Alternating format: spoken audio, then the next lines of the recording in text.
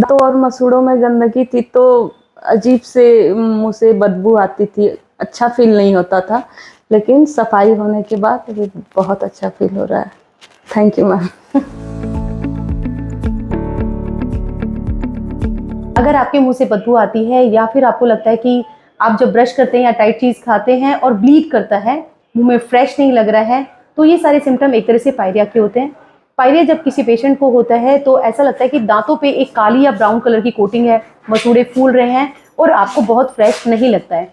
उस केस में हम पायरिया का इलाज करते हैं और इसमें 2-3 सवाल आते हैं। पहले तो ये पेनफुल होता है कि नहीं, दूसरा पायरिया का पूरा ट्रीटमेंट परमानेंट रूप से संभव है या नहीं है, या पायरिया का इलाज कराने से वे दांत खराब तो नहीं हो जाते हैं। तो पहला सवाल है कि पायरिया का परमानेंट रूप से इलाज है कि नहीं। तो हम आपको एक केस दिखाएंगे जो बिगनिंग टू एंड आप इसका रिजल्ट देखेंगे और आप देखेंगे कि पायरिया को अगर ढंग से इलाज किया जाए तो परमानेंट रूप से वो बिल्कुल ठीक हो सकता है। पेशेंट की वो जो जवानी वाली स्माइल होती है और जो हेल्दी वाली स्माइल होती है वो वापस से रिकवर की जा सकती है।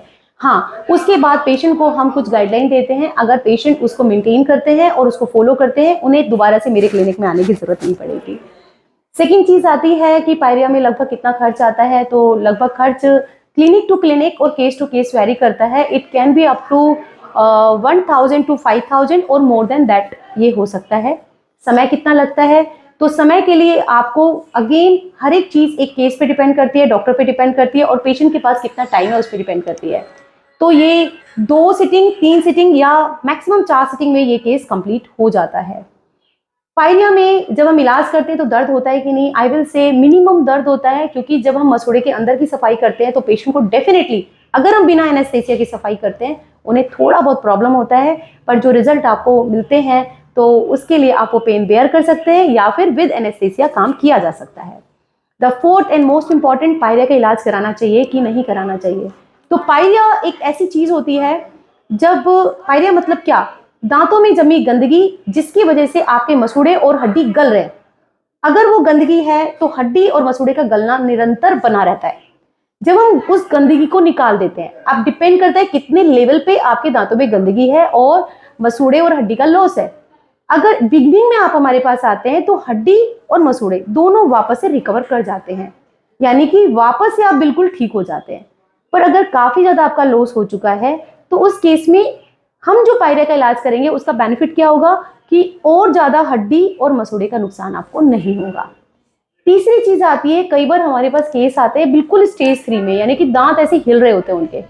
अगर उन हिलते हुए केसेस में, यानी वो क्यों हिले, यानी कि मसूड़ा और हड्डी दोनों खत्म हो चुके हैं, गल चुके हैं, अगर उस केस में मैं पायरिया का इलाज करूंगी तो दांत निकल के बाहर आ जाएगा।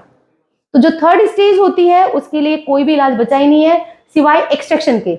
तो डॉक्टर भी अगर आपको बोलते हैं हम पायरिया का इलाज कर देंगे, तो it is not possible to give you better result. कोई भी चीज उसको ठीक नहीं कर पाएगी। उस केस में हम सिर्फ और सिर्फ दांत को निकाल करके दूसरा दांत रिप्लेस कर सकते हैं। I hope you get all the treatment, all the questions answer. Now let's see how we do in office pyorrhoea का इलाज। और कोई भी घरेलू ट्रीटमेंट उसको ठीक नहीं कर सकता है। प्लीज डोंट गो फॉर ये पेस्ट, ये मलहम या ये कुछ भी नहीं काम करता है। पायरिया में गंदगी आपको किसी भी डेंटिस्ट जिनके आप लीव करते हैं, आप उनके पास जाएं और अपने दांतों का सही ढंग से इलाज कराएं। Let's begin with the case.